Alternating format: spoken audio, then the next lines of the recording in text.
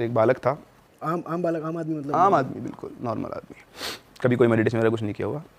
तो वो राजपूत फैमिली से था और थोड़ा क्या वो मतलब सॉफ्ट टाइप का था। अपनी फैमिली, उसकी फैमिली बाकी सब वही राजपूत वाला है कि वो इमेज आ ही जाता है कि सब बढ़िया स्ट्रॉन्ग हट्टे कट्टे और बिल्कुल स्ट्रॉन्ग डिटर्मिनेशन वाले। बट वो क्या था, थोड़ा सॉफ्ट नेचर का था। उसको कोई जोर चिल्ला दे तो रोने लग जाए और बिल्कुल आप उसको घर की लड़की बोलते थे सब लोग, बाकी तो बिल्कुल दब्बू सा चुपचाप अपने काम में लगा रहता था, किसी से ज़्यादा बात नहीं करना।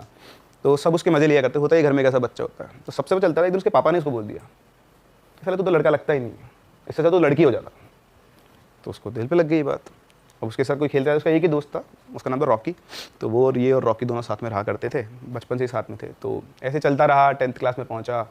11th क्लास में इसको एक लड़की मिली, उसका नाम था निकिता। तो उससे इसकी कैसे बातचीत हो गई, फ्रेंडशिप हो गई, दोनों का रिलेशन चल गया। फिर ये रॉकी और ये दोनों कानपुर शिफ्ट हो गए अपनी तैयारी करने के लिए, कोचिंग वगैरह के लिए, और वो लड़की कहीं और शिफ्ट हो गई। तो इनका रिलेशनशिप थोड़ा डगमगा गया। फिर थोड़े टाइम के बाद बिल्कुल ख़त्म हो गया।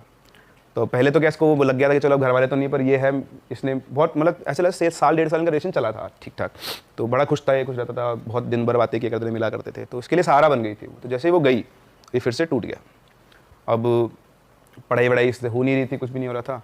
तो इसने क्या ऐसे ही ये अपनी वही बोलते हैं ना, अकेलेपन को दूर करने के लिए ढूंढ रहा था नेट पे तरीके अलग अलग। तो उसको कहीं से कर्ण पिशाचिनी के बारे में पता चला, और जैसे उसको डिटेल्स पता लगी, उसको लगा कि यार this is the right one, मेरे अकेलेपन का सहारा ये हो सकती है, क्योंकि मुझसे दुनिया में और तो कोई प्यार नहीं करता, कोई बात नहीं करता। वो अपने सेल्फ उसके अंदर चला गया कि मतलब मैं तो बर्बाद हूँ।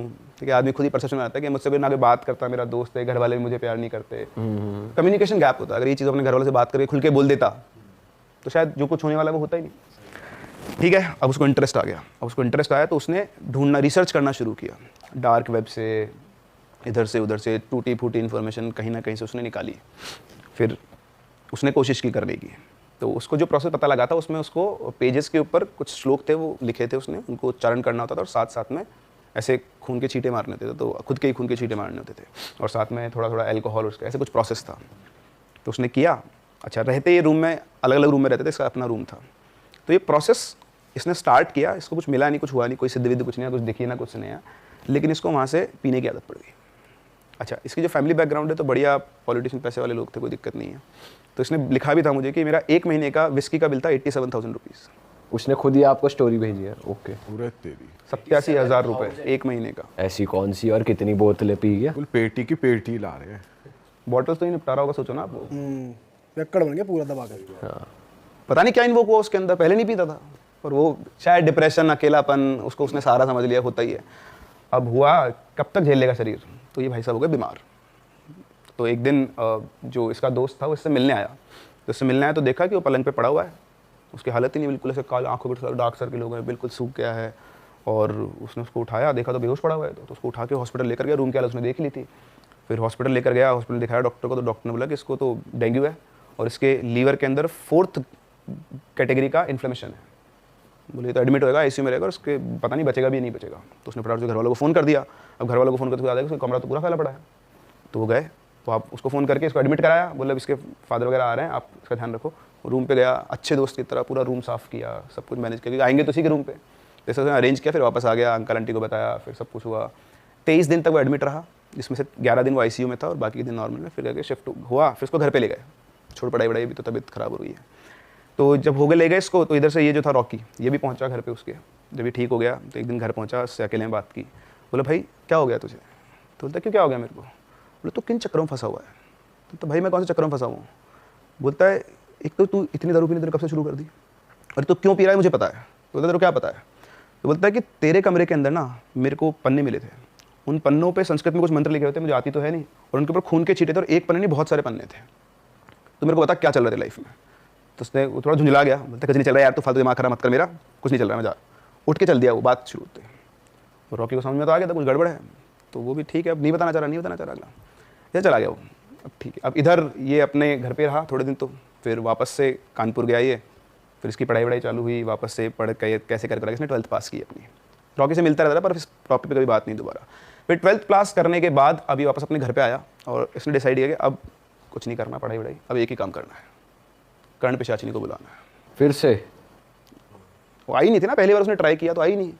तो उसको लगा कि पहली बार में तो नहीं आई, मतलब मेरा प्रोसेस गलत है। तो पहले उसने ये काम किया कि मैं जीव जंजाल से फ्री होता हूँ ताकि कोई मुझे रोकने टोकने वाला ना हो। अब वो आ गया, इनके घर के 3rd फ्लोर के ऊपर रूम था इसका, वो रूम में आया और उसने शुरू की रिसर्च, कहाँ पे क्या मिलेगा क्या नहीं मिलेगा, डार्क वेब पे जहाँ उसको मौका मिलता बात करता, तांत्रिकों के पास गया, ढूंढे अलग अलग लोगों से, गुरु से, सबको पता कर के वो पूरा प्रोसेस सीख सिखा के आया और बोला अब तो मैं करके रहूँगा। तो इसने वैसे सब स्टार्ट की अपनी साधना, रोज़ कमरे में बैठता रात के टाइम और पूरा जो प्रोसेस होता है उसको वो करता था। तो 1 दिन 2 दिन 3 दिन 4 चलता रहा। अच्छा, जब इसका जो लास्ट डे होने वाला था उस दिन बाई चांस दिवाली थी। तो दीपावली पे क्या होता है कि भाई सभी लोग जाते मिलने, तो इनके घर वाले कि यार हम लोग वहाँ सुबह बोले कि आज हम अपने पेरेंटल हाउस चलेंगे। तो उसने बोला कि नहीं मेरे को नहीं जाना, मैं तो यहीं रहूँगा, मेरे को नहीं जाना, मेरे को पसंद नहीं कि मैं वहाँ जाऊँगा, सब मुझको वापस से टॉर्चर करते हैं, मेंटल टॉर्चर होता है मेरा और मैं नहीं जाऊँगा। तो उनको पता था कि मेंटली वैसे अनस्टेबल है, रहने दो उसको यहीं। तो उन्होंने चल ठीक है, क्योंकि सब कुछ नॉर्मल चल रहा था तो उसे कोई हरकतें नहीं थी। तो बोला चल ठीक है तू यहीं रहे और कोई दिक्कत नहीं। तो चले गए। अच्छा, शाम को दिवाली का टाइम था तो रॉकी आया, घर पे आया तो घर तो बंद था। उसने बहुत बार बेल बजाई, बेल खोली नहीं किसी ने, गेट नहीं खोला। तो उसने अंकल को फ़ोन किया कि अंकल मैं ऐसे आया हुआ हूँ और आप लोग कहाँ हो? तो बोले बेटा हम तो यहाँ आ गए। बोले अच्छा मुझे पता ही था, मैं तो मिलने आया था उससे, उसका नाम रवि था, तो रवि से मिलने आया था। तो बोलते कि बेटा रवि तो घर पे ही है, तो मिल ले। बोलता अंकल मैं तो पिछले आधे पौन घंटे से घंटी बजा रहा हूँ, कोई गेट खोल ही नहीं रहा है। तो बोलता यार उसको तो घर ही छोड़ के आया था, तू चेक कर। तो वो फ़ोन रखा उसने, तो उनका जो घर था वो पास अटैच वाले घर थे। तो दूसरा एक और लड़का रहता था उसके पास में पीछे घर पे, उसका दोस्त है, तीनों कॉमन फ्रेंड थे। तो उस घर पे बोले यार ऐसी बात है, तो बोले अपन तेरे छत पे से चलते हैं। तो वो छत पे से गए। छत पे इतना सा गैप था, सिर्फ इतना सा, जिस पे वो लड़का रोज़ कूद, मतलब इतना क्या थोड़ा और बड़ा मान लो, लड़का रोज़ कूद के आराम से करता ही था। तो कूद के चला गया नीचे जाके देखा तो उसका गेट खुला हुआ था। तो गेट खुला हुआ था, अंदर ऐसे दिए जल रहे थे, लाइट वाइट सब बंद थी। जाके देखा तो पलंग के ऊपर, आधे पलंग पे वो उसकी बॉडी थी और आधे पे लटका हुआ था नीचे, ऐसे पूरा नंगा पड़ा हुआ था। उसके हाथ में ब्लेड से बहुत सारे कट लगे हुए थे, नीचे कुछ बना हुआ था और उसके अंदर ब्लड ऐसे बिखरा हुआ था। तो आए, वही पन्नों पे वो मंत्र वगैरह कुछ लिखे हुए थे ऐसे करके। तो आया ना, उसको उठाया तो बिल्कुल ऐसे अधमरी सी हालत में था कि बेहोश सा था, बिल्कुल अजीब सा रखा था। तो उन्होंने उसको उठाया कि क्या हो गया तेरे को, क्या कर रहा है तू ये सब? तो थोड़ा सा शक पाया, पर उनको नशे की दवाई दे दी किसी ने, उसकी आँख ऐसे खुले और कुछ नहीं। तो उसको इतना दिख रहा था कि ये लोग कुछ साफ कर रहे हैं। और जो लड़का था ना पीछे रहता था, वो पन्ने उठा के उसने वो पन्ने वहीं के वहीं जलाना शुरू कर दिया। और जैसे उसने जलाना शुरू किए उसको गुस्सा आना शुरू हुआ, पर वो हिम्मत नहीं थी उसकी उठने की। तो जला दिए उसने, जला जुलू के वो उसको लिटाया, थोड़ा उसको साफ वाफ किया बढ़िया से, देखा कि हाँ सीरियस नहीं है, नशे में है, क्योंकि विस्की पी ली उसने बहुत सारी। तो उसको लिटा के वो चले गए। अच्छा, इधर से रॉकी तो गया अपना गेट खोले और वो अपनी छत पे से गया वापस। तो जैसे वो छत पे चढ़ के वो कूदने लगा उस गैप को, उसी गैप के अंदर कूद गया वो, मतलब गिर गया वो। जो उसने 1000 टाइम्स क्रॉस किया हुआ है वो गैप, वो एज इट उस गैप में गिरा, उसका पैर फ्रैक्चर हो गया, जो कभी मतलब था ही नहीं कि उसमें वो गिर सकता है। तो ठीक है, गिर गया, हो गया, टूट गया। फिर रॉकी को पता लगा, उसको भी संभाल के आया। फिर इसने तो बातचीत करना बंद कर दिया सारे लड़के ने। तो इधर रॉकी सुबह आया, इससे बोला, तो रॉकी बोला मेरे को ना कल के बारे में कोई बात नहीं करनी, अगर तू इसलिए आया ना तू मत आ, भाग यहाँ से, मैं तेरे से इस बारे में कोई बात नहीं करूँगा, कल क्या हुआ था, भगा दिया उसको। अब ईगो तो ईगो ही होता है, वो भी चला गया, भाड़ में जा, मेरे को क्या फ़र्क पड़ रहा है, तो जो करना है कर, ठीक है। अब इस दिन से, मतलब नेक्स्ट डे से उसको ये फील होने लग गया था कि मेरे आसपास कुछ है। हाँ, दिखता कुछ नहीं था, सुनाई कुछ नहीं आता, फुसफुसाहट आती थी हल्की फुल्की, समझ में कुछ नहीं आता था, लेकिन उसकी खाने पीने की इच्छा बढ़ गई। मतलब नॉनवेज मीट बढ़िया खाता था वो, वैसे चलता था उनके घर में, तो कोई दिक्कत नहीं थी। एल्कोहल का तो आपको पता ही शुरू से चल रहा था। 1 दिन 2 दिन 4 दिन 5 दिन 10 दिन के बाद तो उसको शैडो दिखने लग गई है, एक शैडो घूम रही है, और उसे प्रॉपर लगता है किसी ने उसका यहाँ पे हाथ, यहाँ से सिर पकड़ा और कान में कोई कुछ कहने की कोशिश कर रहा है, फुसफुसा रहा है, समझ में कुछ नहीं आता था। तो धीरे धीरे मैनिफेस्टेशन हुआ। अच्छा, जब उसको वो शैडो दिखना शुरू हुआ तो उसको फर्स्ट डे से ऑनवर्ड्स उसको सपनों में ऐसा लगता था कि उसका इंटरकोर्स कर रहा है, उसको वो फील होता था प्रॉपर।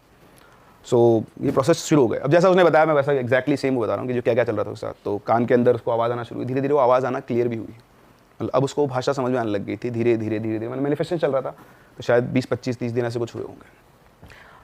अब उसको ही मजा आ रहा था, धीरे धीरे वो समझने लग गया वो क्या बात कह रही है, क्या कर रही है। तो अब वो खुश हो गया था कि अब इस बार आई एम सक्सेसफुल, आ चुकी है वो, और he was very happy.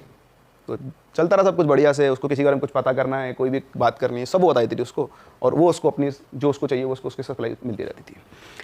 Raw meat खाने लग गया था वो, रॉ मीट, कच्चा, वाला पकाने की ज़रूरत ही नहीं है, सीधा कच्चा मीट खाना शुरू कर दिया था उसने। सो हुआ क्या कि एक दिन के बाद उसकी मदर आई उसके पास। तो उसकी मदर आके बोलती है, उसको बहुत दिनों से वो उससे बोलना भी चाह रही थी, क्योंकि प्यार से उसके पास बैठती है, उसको गले लगा के बोलती है बेटा तेरी क्या हालत कर ली तूने, कुछ खाता पीता भी नहीं है और तू ऐसा कैसा हो रहा है, किसी से बोलता नहीं है, वो घबराया सा रहता है। तो उसने गले लगाया, तो अब उसके मन में रिग्रेट आ गया। अब रिग्रेट आ गया तो उसका रेजिस्टेंस क्रिएट होना शुरू हो गया। अब वो रेजिस्टेंस झेल नहीं सकती, वो तो बहुत ईगोइस्टिक एंटिटी। तो जैसे उसका रेजिस्टेंस आया, उसने उसको हॉन्टिंग करना शुरू किया उसको, मतलब अब जो अब तक जिसको वो सुख समझ रहा था उसके लिए वो दुख बन चुका था। अब वो चाहता था कि ये चली जाए। अच्छा, मीनवाइल एक और इंसिडेंट हुआ इसके थोड़े दिनों बाद ही, इसके पापा का भी एक्सीडेंट हो गया। अच्छे गाड़ी चलते, बढ़िया गाड़ी चलाते थे, स्कॉर्पियो थी, वो चलते पलट गई और मरते मरते वो बचे। पर आपने कहा था कि ये औरतों को ही करती है वो तो सबको दूर करेगी जो आपके पास आएगा, you are the Be property. it male है। मेजर ये होता है कि अगर कोई भी लेडी पास में आ गई तो वो है। बट अब उसका रेजिस्टेंस चालू हो गया था ना, अब उसका अपना अफेक्शन किसी तरफ जाना शुरू हो गया था, पेरेंट्स की तरफ, और लॉयल्टी किसी तरफ होनी थी इसकी तरफ। तो उसका हो गया, ठीक है अब झेलो।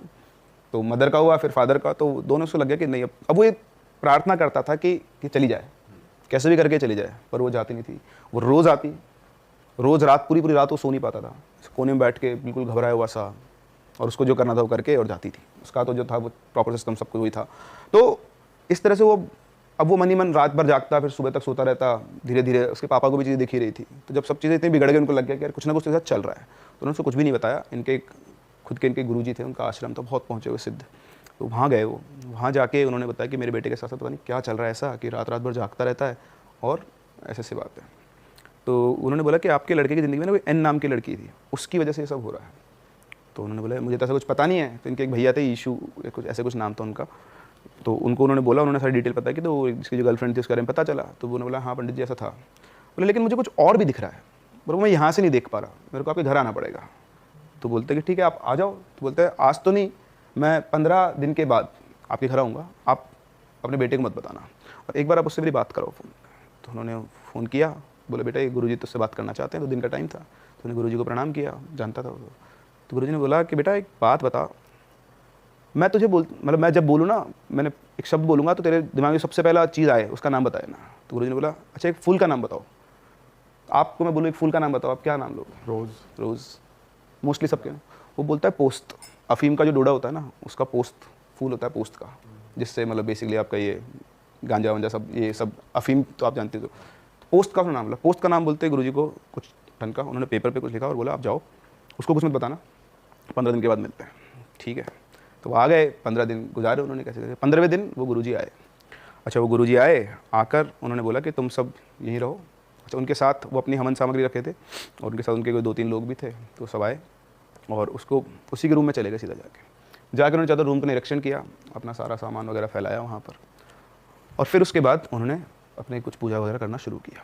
तो 2 सेटअप उन्होंने बनाए थे, एक इसके रूम में था और नीचे उन्होंने पूरा हवन बनवा रखा था उसमें। तो सारे घर वाले वगैरह सब वहाँ बैठे थे। इधर अंदर रूम में 3 लोग थे, वो गुरुजी थे और मतलब 2 उनके वो असिस्टेंट, गुरुजी और वो। फिर उसके बाद उन्होंने मंत्र पढ़ना शुरू किया।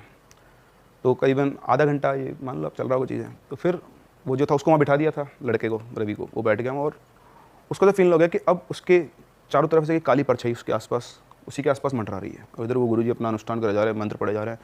तो अब उसको प्रॉपर फील हो रहा था कि उसके पीछे से एक परछाई निकली है और वो गुरुजी की तरफ गई है, फिर वापस आई है, ऐसे वो घूम रही है और घूमते घूमते उसको पैरों के निशान दिख रहे हैं खून से सने हुए हैं। This is what he told like. तो लग रहा है प्रॉपर कि वो चल के जा रहा है, वापस आ रहा है, जा रहा है, आ रहा है और उसके कान में कुछ ना कुछ फुसफुस आ रहा है पर उसको कुछ समझ में नहीं आ रहा है। फिर एकदम से वो पैरों के निशान भागना शुरू हुए पूरे कमरे के अंदर, नीचे ऊपर दीवारों पे सब जगह वो भाग रहे हैं और कुछ दिख नहीं रहा है ना, बस निशान चलते जा रहा है, निशान चलते जा रहा है। फिर थोड़ी देर के बाद गुरुजी भी और तेज मंत्र बोलना शुरू किया। अब एकदम से पहले 2 पैरों के निशान थे, अब एकदम से वो 6 पैरों के निशान हो गए। मतलब 2 की जगह 1 की जगह 3 लोग भाग रहे हैं और फिर अल्टीमेटली ऐसे लग रहे हैं जो निशान चलते हुए कि 2 आदमी किसी को खींच के घसीट के लेके जा रहे हैं। तो कोई उन्होंने और 2 एंटिटीज बुलाई जो उससे पावरफुल होगी, उन्होंने उसको पकड़ लिया। अब जो लड़ाई मारा पीटी की भी पकड़ के उसको फिर उसको लेके जा रहे हैं। आप बेहोश आदमी को लेके जाते हो, घसीट के जबरदस्ती घसीट ले जाते हो। तो नीचे उतरे, वो जो हवन था उस हवन के अंदर उसको बिठाया और वहाँ पर उसको बिठाकर उसके साथ वापस से पूजा वगैरह शुरू की। तो एक नारियल लिया, वो जो हवन में आग जलती उसी में से हाथ से राख निकाली, उसके माथे पे लगाई, वो नारियल को तलवार से काटा, उसके अंदर डाला। फिर करीबन 15-16 घंटे तक वो हवन चला और वो 15-16 घंटे तक सारा प्रोसेस चलता रहा। घर वाले सब वहीं के वहीं थे। फिर जाके लड़का थोड़ा स्थिर हुआ, शांत हुआ। उन्होंने बोला कि अब ये ठीक हो गया है। फिर उसको ऊपर लेकर गए, फिर उसको समझाया, अकेले में बात की, 7-8 घंटे तक उसके साथ बैठे रहे गुरुजी। पूजा वूजा खत्म हो गई ना, थोड़ा रेस्ट करवाया। फिर शाम के टाइम वापस पहुँचे, उससे बोला बेटा क्या किया था तूने? तो उन्होंने बताया कि मैंने ऐसे किया था। बोले तूने गलती कर तो ली है, अब दोबारा मत करना, ठीक है ना। और अभी सब जो दूर है ना, रोज़ तेरे को हनुमान चालीसा पढ़नी सुबह शाम, ठीक है। अभी भी ऐसा नहीं है कि तू इससे मुक्त हो गया है, तेरे को समय लगेगा। उन्होंने कुछ बना के भी दिया, उसको धागे वगैरह वो बांधे और बोले जीवन में अब कभी दोबारा काम मत करना। आज अगर मैं नहीं होता ना तो तुझे कोई नहीं बचा सकता, तू जा चुका होता, तुझे कोई रोक सकता नहीं मैं। तो फिर इस तरह से जाके वो स्टेबल हुआ, धीरे धीरे धीरे धीरे अब बाहर है।